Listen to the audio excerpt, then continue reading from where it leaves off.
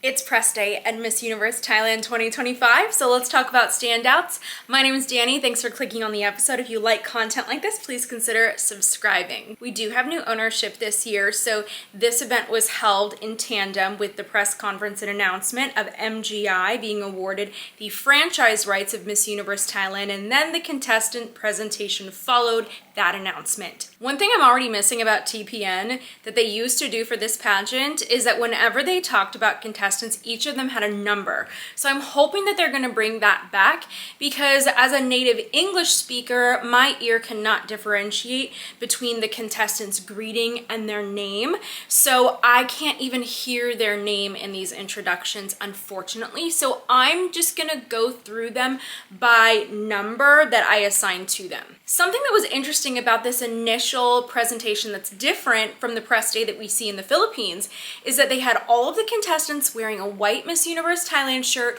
white pants, and their hair pulled back and a ponytail. So talk about really kind of leveling the playing field for day one. I understand this idea of doing that, but I also really enjoy the fashion. So I actually wish they would have just told the contestants to wear an all white look, but wear whatever you want. I think that would have been really fun. But then the benefit of everybody wearing this same look is that it's a lot less expensive for the contestants. So I see both sides. Number 6, one thing I want to mention about her, just as a lesson to all contestants, is that her facial expression for this presentation seems uninterested, in my opinion. Like, that is the feeling that I would get if I was sitting at the judges table and if this was being scored. I would look at her and just think, like, she doesn't really look like she wants to be here, and because of that, that would affect how I score her. So ladies, that is why your first impressions, really any impression, is important. It matters. So practice those facials, practice your delivery, even for short introductions. Number 21, very pretty eyes. That's initially what I noticed. Also, it sounds like she speaks English. Let me know if you know. I felt like I was hearing an English accent coming through when she was sharing her introduction, but great job. Number 16, she looks like she's competed somewhere before. She's bringing some great energy. I'm not familiar with her, but I like it. Number 8 also gave me the impression that she wasn't really thrilled to be there, but that might just be how she looks when she's nervous. Now, we did see a smile from her, and then she went right back to her serious face. I do feel that she can be working on those serious facial expressions, and maybe a smiling expression for her is just her best face. Like, maybe that is what she should be leaning into, and that is the case for some contestants. But my advice to all contestants is when we're working with these serious or sexy faces, spend the time to practice that. Film yourself to make sure that you look interested, because learning how to pull back the muscles in your face on the side and giving that kind of like Tyra Banks smize look can be very, very powerful on stage. Also, little subtleties like the corners of your mouth. If you're trying just a serious look, a lot of contestants, their entire face is falling, versus we can slightly upturn the corners. We're not really smiling, but just slightly upturn the corners so then we don't look uninterested. Number 1, lovely start. I feel like she's very pretty on stage, so I already liked her. Number 9, to me, I just think she looks really beautiful. Honestly, no surprise. Thai women are stunning. Number 13 is beautiful, but here's a note for everybody. Don't wear your Apple Watch on stage, please. It's so big, it's so bulky. I just kept staring at it. Please, take them off. Those and hair ties. Whew.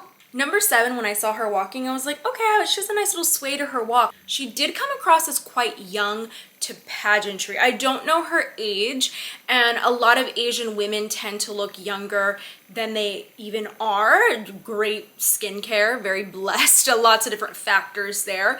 But she did seem just young to pageantry and not as experienced and a little bit nervous, but I still see potential there.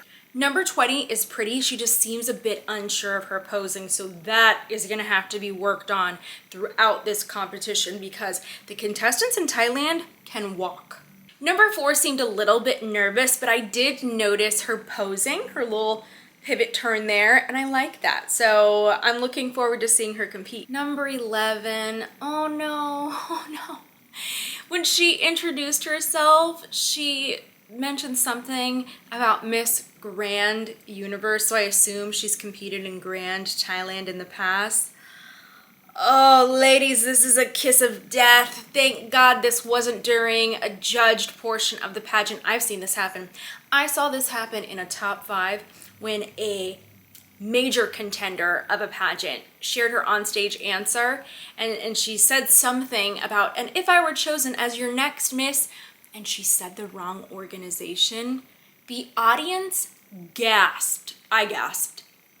And she ended up placing first runner-up.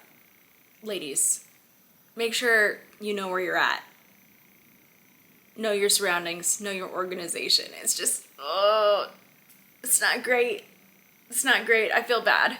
Number 18, Pretty Smile also does not come across as a pageant newbie. Maybe she is, maybe she's not. Maybe she just has training. I don't know. Let me know what you know in the comments. I'm excited to learn about this year's batch. Number 14 is Stunning. Crowd was going wild for her. I love her. Nice walk. Style of walk is a little bit more grand. But we also saw at Miss Universe this year, Victoria's style of walk, in my opinion, was quite grand, which makes sense. She'd competed at Miss Grand International, so we'll see how this goes. Number 10. Who is this? The crowd was cheering for her. She was excited. She was very excited that they were cheering for her, and that made her come across as very confident. I need to know more. Number 15, of course, the crowd went wild. Love her pants too. I was like, yes, such a great look for her. Clear front runner this year for good reason. I'm a big fan. Number 19 is looking very pretty, and I have to say, great smile, genuine smile on stage. Let me just say, just because you have beauty, just because you have nice lips and teeth and a, facial structure, it doesn't always mean you have the most authentic smile. So nailing the authentic quality is so important. There were only 22 contestants this year. I thought that I saw online that there were supposed to be 25 at this. I don't know if this means that there can be late entries. I don't understand it. I feel like in the past there have been at least 30 contestants. I didn't really pay that close attention in the past, but I feel like we have much less than normal.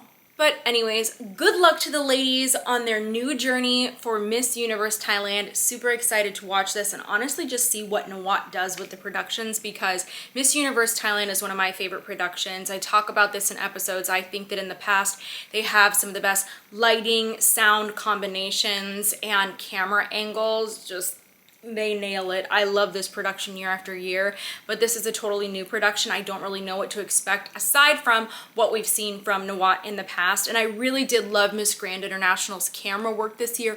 The stage was absolutely incredible. I'd never seen a stage like that where the LED extended from the runway all the way across the ceiling. It mirrored the floor, which was really, really a nice touch. I loved it. So let's see what they come up with.